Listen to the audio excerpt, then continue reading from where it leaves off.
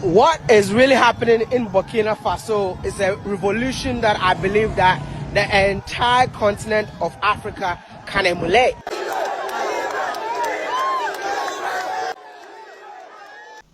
Hi, good evening everyone. Thanks for joining me in this video. Today is the 27th day of April 2025.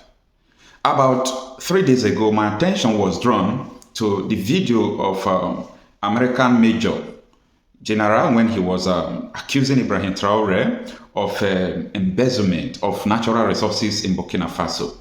That Ibrahim Traoré is just using the gold in Burkina Faso to his own interest to protect his regime and also to give it to Russia. They did not mention the name of Russia, but the Major General said that he is using it to protect his regime. You know what that means, okay? Even though he did not decode what he meant and he don't want to mention Russia's name. Now, in this video, I want to tell you the reason why the West want to eliminate Ibrahim Traoré. Did I just say elimination? Of course, yes. These people want Ibrahim Traoré out by all means. They put billions of dollars in insecurity to make sure they destabilize Traoré's regime because series of coups they plotted against Ibrahim Traoré through his fellow military men did not work. So they are using insecurity to make sure they fortify terrorists, to make sure they destabilize the country. But the Burkinabe army, they are fighting back as usual. Now, I want to make this thing clear to people because the West are interfering in Burkina Faso because of one thing. It's not because of the natural resources. It's not because Ibrahim Traoré is not a democratic leader. No, it's not that. But they are doing that because Ibrahim Traoré is distorting history. Yes, I want to let you know that Ibrahim Traoré is distorting history. And he's proving the West wrong. That democracy is not the best form of rulership or leadership or form of government that a country could practice. Stay with me in this video. I am going to make you to understand why the West is very, very angry with Traoré. Now, Burkina Faso is not the first country that is having a junta as their leader, a military ruler. The Niger, the Mali, and even before now, many countries in Africa, they are used to all this military coup and all, you know. But why is it that the world is finding interest in Burkina Faso? Let me just be plain with you. Ibrahim Traoré is performing more than every other person in the world. And I will tell you what he's doing. For example, I was watching one of the African bloggers. So he is in Burkina Faso as I'm speaking to you. So he is doing tour, videoing things that is going on in Burkina Faso. That is what he normally does, okay? Now, he said something that touched me. He said the way Ibrahim Traoré is tying road in Burkina Faso, that he understood that Ibrahim Traoré bought, machines, equipment to tie road. He now sent the Burkinabes, the citizens, to train him on how to tie roads. You see, it's not all about, a lot of people are saying, why is it too much noise about Traoré? Why are people talking about this man when he's not doing something that is different from his people? If he's tying road, is he the first government to tie road? Are they not tying roads in Nigeria? I said, calm down. It's totally different. Now, let me give you an example. In Nigeria, they use high-tech, they use Julius Berger, foreign countries to tie road. But Ibrahim Traoré is proving them wrong. He said, there is no need to use foreign companies. Why can't us train our citizens, buy equipment for them, and let them tie the whole road in Burkina Faso? And that is a revolution that have started. And people are angry. A serious revolution of construction that have started. Everybody go and learn how to tie your roads. I will buy equipment for you. We have what it takes. We have the resources. Let us do it by ourselves. That is the true meaning of democracy. So the West saw that, come on, this man is succeeding. This man have an idea that is going to destroy what we are imposing on people, telling that the democracy is the best form of government. I want to state emphatically that for the developed countries, democracy is good. But for any country that is developing or underdeveloped, democracy is dangerous. Democracy is a trap. Democracy is like an evil fashioning against these countries. Let me tell you, democracy can never make any African countries to be great if they are not a developed nation. Where is democracy working well in Africa? Tell me, because In Nigeria, for example, during the military regime, that is where we have everything we have in Nigeria. Talk about First Mainland Bridge, the whole refineries we have in Nigeria was under military regime. Everything you can mention, we had them under military regime. So democracy can never work for Africans. It can never. We must switch to Afro-democracy, the new African order. Ibrahim Traore is doing something that is making his people to love him. Let me tell you, the West cannot incite any Burkinabe against Ibrahim Traore. They cannot incite any Burkina Faso citizens against Ibrahim Traore because the man is leading them in a very simple way. You have access to president. You can be on the field. Your president will be there playing ball with you. You can be in the church. You can be in the mosque. You can be in your school. You will just see your president. Come on, who does that? These people are jealous. These people are afraid. Ibrahim Traore is now like a very dangerous person to them because Ibrahim Traore is rewriting a history that democracy is not the best form of government. And I can put it to you that the model Ibrahim Traore is taking is using to lead Burkina Faso. Give him next 5 years. That place will be a destination for the whole Africans. People will be going there to see things. That is leadership. Yeah, that is leadership. Once you are leading well, nobody, the whole country will love you. Let me just tell you the truth. Once you are running well, you are leading well, the whole country will love you. It's natural. These people are, as in, they don't know the kind of shame that is upon the West. Not just America. You are seeing America major talking, but it is the West. They are angry. How can this man be surviving without democracy? What are we going to tell Nigerians who have democracy but they are in abject poverty? They are not developing. The debt they are owing is increasing every day. How can we talk to Ghana? How can we talk to Congo? How can we talk to all these Gambia countries suffering that democracy is the best form of government when Ibrahim Traore is succeeding? There is a big problem coming. But now, let me tell you something. Ibrahim Traore learned from what happened to Gaddafi. Yeah. Ibrahim Traore learned from what happened to Gaddafi. Gaddafi was a strong man. He was doing extremely well in Libya. When I arrived in Libya, at that time, Gaddafi has died, okay? They have killed him about 4 years, 5 years before I came to Libya to work. But as at that time, Libya was striving with that government. That time, it was better than Nigeria without Gaddafi. Talk less of when Gaddafi was there.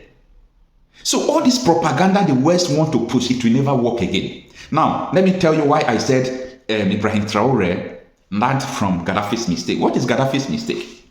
Gaddafi is a strong man who believed that he can handle every pressure that comes to him. He was doing nuclear weapon. They stopped him from doing it. He succumbed. He thought it's not necessary. Okay, let me stop it. He never knew that the only thing that was making them to be afraid was the nuclear weapon. Gaddafi was believing that nobody would be able to kill him because he's very strong. They incite his people against him. They made him to give up the nuclear weapon. And Gaddafi refused, as in he did not build a strong alliance with Russia, with China, with North Korea. Now, that is where Ibrahim Traore outsmarts Gaddafi because he learned. Now, Traore always aligned with Russia, with North Korea, with China. You know why? These are the opposition of the West. So the American major, if you watch his speech, he was just referring to Russia. That Russia is having access to Burkina Faso's goods. Now, that is not true. Okay, that is not true. In fact, before I started making this video, I took time to see the background because I'm a kind of person, I don't just jump into making videos. I like to find out one thing or the other. Burkina Faso is not giving anybody their gold for nothing. They sell their gold to Russia. And they are tying roads, they are building companies, they are building homes for the poor, they are doing all sort of things. They are buying AK-47, giving their people, giving their magazines, legalizing it to fight terrorists. That is where you know a country that has light. So gone are those days where people will keep quiet. This man that is talking all these things, the man is in Ivory Coast now. I don't know what he's doing in Ivory Coast. But you know what? His plan is going to fail. Now, I want you to take a listen. A lot of you must have seen this video where this man was, directly or indirectly, I don't know, but he was accusing the president of Burkina Faso, Ibrahim Traore. Take a listen. I can imagine a situation, though, in which the ruling elite of a country is receiving gratuities on the side that in order to the benefit of the strongman leader and not to the populace of the country. Does that sort of corruption and bribery go on with regard to the Belt and Road? Absolutely, Chairman. You know, I see this, and I don't mind calling them out, but Captain Traoré and Burkina Faso, you know, as they know that both, you know, whether it's their gold reserves, that is all those proceeds are just in exchange to protect the junta regime. There's a number of examples across, even in Sudan. But you know what? Gone are those days where this kind of propaganda will work in Africa.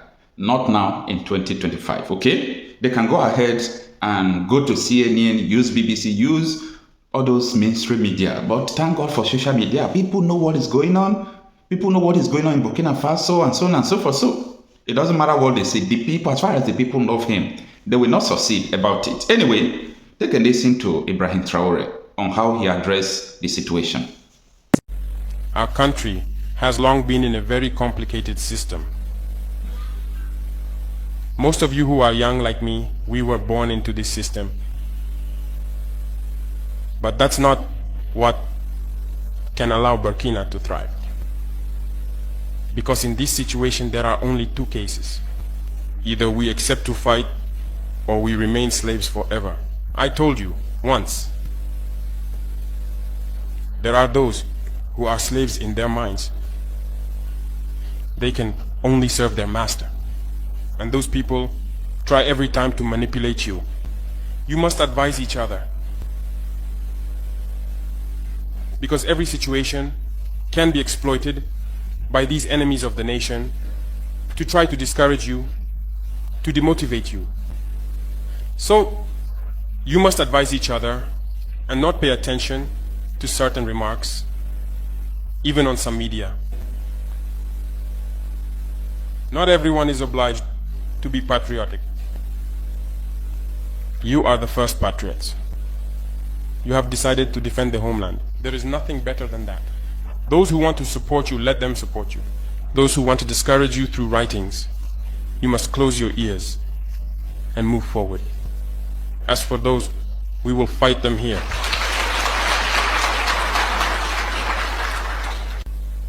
So, we must remember something. Recently, there is a so-called NGO. It's not even an NGO. Because NGO stands for non-governmental organization.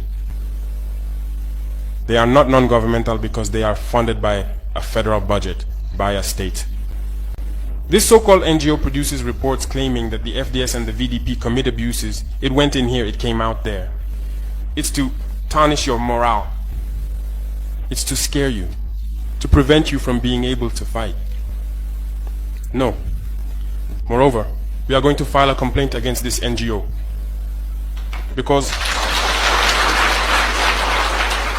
people need to understand something. What is happening to us here? It's true that they have manipulated part of our populations in the Sahel here, but they didn't have that kind of weaponry. What brought such significant weaponry into their ranks? It's Libya. Who destroyed Libya? It's this NGO, the same NGO that made false reports and gave them to those who wanted to create a rebellion so that people would intervene and overthrow Gaddafi. And the powder keg ended up being poured into the Sahel. These millions of lives that have been taken in the Sahel, we must file a complaint against this NGO because it is responsible for these false reports it made to support this thesis of attacking Libya. They have no moral lessons to give us. Look at the world. Let them go defend human rights all over the world first before coming here. We are fortunate to have similar situations. In this world, you voluntarily committed yourselves. There are countries where people are forcibly taken, killed. You live or you die. Others, even while trying to flee, end up dying. They don't talk about human rights because these people see us as subhumans. They see us as slaves. That's how it is in their minds. They have never changed their mindset, but it's up to us to show them that we are not slaves and we will never accept this state of affairs. So don't be fooled by the stories. They tell to anyone who will listen. You must stay focused on your fight. Stay focused. We know what we are doing. And even now, the VTP commander told me that there is a human rights training session underway for group leaders and their deputies. If we make efforts, we know it's for ourselves. We no longer do things to please someone else. We do it for our homeland. And you are committed to that. Defend your homeland. Do not listen to those individuals. They should not affect your morale. In the history of the world, there have been wars. And during the Second World War, people organized themselves to defend all over the place. But there is a country that could not defend itself, which had to come and take our ancestors to go defend them. And today that same country wants to give us lessons.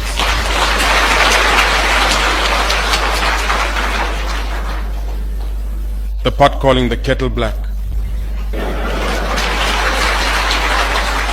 No.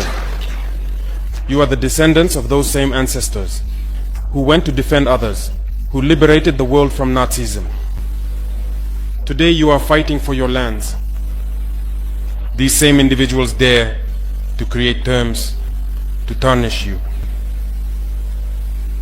We oppose this. We will never agree. Continue to defend your lands. It is your wealth that interests these people. It's our gold, it's our minerals that interest them. Otherwise, why come and drive out entire villages to seize our lands? So we will fight and we will reclaim our lands, our wealth. It belongs to us. It's for us. It will benefit us and our children. I therefore encourage you to remember that this war is to free us from slavery. It's for our independence.